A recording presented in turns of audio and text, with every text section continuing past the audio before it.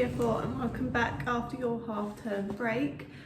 We are still looking at Erik, the saga of Erik the Viking in guided reading, and this week we're going to look at a few chapters starting with a hard question. Okay, so listen along and then you've got your activity to complete afterwards. So, when Erik and Sven the Strong returned from Wolf Mountain, they roasted a wild boar which their commanders had caught. During the feast, a most curious thing happened.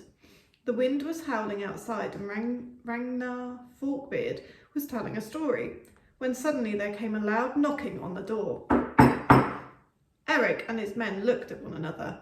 Who can that be in this deserted land? They asked. But the knocking came again, only this time even louder. "Open the door," said Erik, and one of his men, whose name was Gunnar Longshanks, stood up to do so. But Thorkind stopped him. "Wait," said Thorkind, "for I do not believe there can be anybody knocking on the door of our cabin in this forsaken land. The snow is deep in the ground, and it is pitch black at night outside." Then the knocking came again, only this time it was so loud that the table shook and the swords that hung from the walls rattled. "I fear it is some evil spirit," said Thorkind, "that wants us to let it in so that it may do some mischief." But Erik said, "Thorkind, I know you understand such things better than most, and yet this may be a visitor who needs our help. We must open the door and see." And just then the knocking came again. Only this time so loud that the whole hut shook and the swords that hung on the walls crashed to the floor. Then Thorkind shook his head and Gunnar Longshanks opened the door. The night was black and the bitter wind blasted into the hall, and there stood a small girl dressed in rags. "Bring her in," cried Erik, "before she dies of the cold of the bitter night." So they brought the girl into the warm hall and closed the door against the bitter wind. And they gave her a warm cup of milk and a plateful of food and sat her before the fire to warm herself. But the girl did not eat, she did not drink, and when she felt the warmth of the fire, she began to cry. "Why do you not eat?" asked Erik, "and why do you not drink? And why do you sit and weep before the warm fire?" The ragged girl looked round at Erik and his men and then said, "I do not eat because my father does not eat. I do not drink because my father does not drink. And I weep before the fire because even now my father lies out yonder in the cold snow and the bitter night." "Then weep no more," said Erik, "for we shall fetch him in." And Ragnar Forkbeard and 4 others put on their cloaks. But Thorkind went up to Erik and said, "Do not let them go into the darkness, for I fear if you do we may never see them again." Erik replied, "This child's father lies wander up for the snow. We must find him and bring him back." But Thorkind shook his head.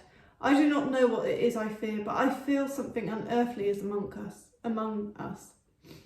Thorkind replied, "Erik, I know that you can sense things when others cannot, and yet we must not leave this child's father to die out yonder."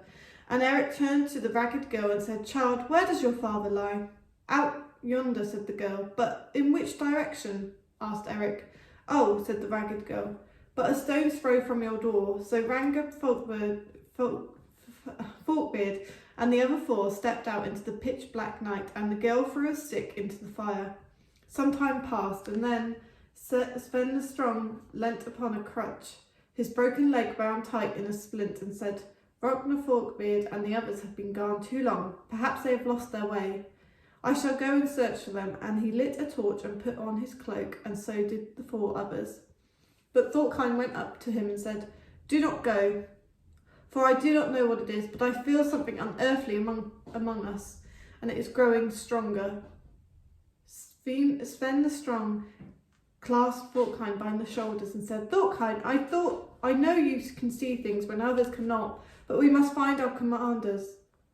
So Sven the Strong hobbled out into the pitch black night, and the 4 others with him, and the ragged girl threw another stick into the fire. A long time passed, and still neither Ragnar Forkbeard or his companions nor Sven the Strong and his men returned. So Erik stood up and said, "Something is wrong. I myself will go and see what happened to our comrades."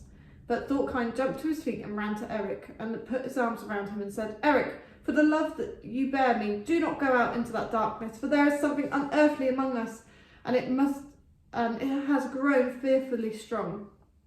I cannot leave my comrades to die in the bitter night, said Erik. I must go. No, cried Forkhound, I will go. And before Erik could stop him, he had disappeared into the pitch black night, and the rest of Erik's men followed after him. Then Erik heard a laugh, and he looked around to see the ragged girl throwing a log onto the fire. Why do you laugh? Asked Erik. But the girl did not reply. Who are you? Asked Erik. And he looked into the girl's eyes, and he could see his own reflection in them. By the light of the fire, and his reflection was a skeleton. Then Erik began to believe in his mind what Thorkind had said, that there was something unearthly amongst them. For a moment Erik hesitated, then suddenly he drew his knife and pressed it into the throat of the ragged girl, and said, What sort of creature are you? And the girl replied, Would you kill a child? And Erik hesitated again, for he did not have it in his heart to do such a terrible deed. But where are my men? He asked. They are looking for my poor father, said the girl. They will return with him at any moment. But as she spoke, Erik could feel magic coming in the air. So he pressed his knife harder to the child's throat and said, Where do you come from? Then tears welled up in the little girl's eyes and she started to cry. And Erik put down his knife, saying to himself, If she were a creature of evil, surely she would not cry like this. And he put his arm round the girl and felt ashamed that he had threatened her. But even as he did, he could feel the magic coming louder than ever in his ears. The little girl cried and cried, and Erik tried to comfort her. Finally, she ceased sobbing and said, Fetch me some water. And Erik ran to fetch her some water. She took the cup, but she did not drink it. Instead, she poured it all on the floor, and Erik watched her and wondered. Put some more sticks on the fire, said the girl, and Erik wondered to himself that she should order him about, and yet he said to himself, the poor girl must be cold. And he put more sticks on the fire, and the magic hummed louder than ever in his ear. What is your name? Asked the girl. I cannot remember, said Erik. Good, said the girl. Then you are entirely in my power at last. And Erik looked at her pale white face, and he knew that he had lost his own will. Now take up your knife again, said the ragged girl. And Erik thought to himself, would that I had listened to Thorkind. But he took up his knife. Now, said the ragged girl, put it to your chest. And Erik found himself obeying. Would that I had not sent my men away, he thought, for this child has some unearthly power, and I must do whatever she tells me. And he placed his own knife on his own chest. Now, said the ragged girl, cut your heart and give it to me. I must obey her, said Erik to himself, and he started to plunge the knife into his chest. But before the blade had so much as pricked his skin, the ragged girl gave a cry, and Erik turned to see the smoke from the fire getting her. At that moment, the door burst open. Thorkind plunged into the smoke, and there was a scream. And then he reappeared, dragging the body, not of the little ragged girl, but of a troll, a creature with starting eyes and its tongue hanging out. And at that moment Erik dropped his knife, and now the magic had vanished. As soon as he saw her throwing sticks on the fire, said Thorkind, I knew there was something magic in that smoke. So when I went out to climb on the roof climb on the roof of our hunt, and threw my cloak over the smoke hole so that the smoke would not blind me. Then they threw the troll's body into the snow and found Forkbeard and his men, Sven the Strong and his men, stumbling in the dark. But the smoke that had blinded them was gone too, and when they saw their comrades they embraced and returned to the feast and vowed that they would never let themselves be blinded so easily again. And yet, said Erik, what we did oh, bless me. And yet, said Erik, what we did was right and just.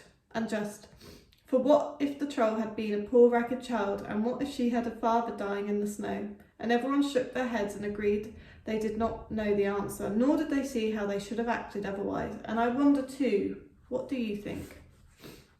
And that is the end of our saga of the hard question. And at the end of that chapter, we are left with a question. And what do you think? What do you think they could have done? Could they have done anything different or not? We'll be exploring that chapter with some questions and learning in our guided reading. So I'll see you soon. Bye.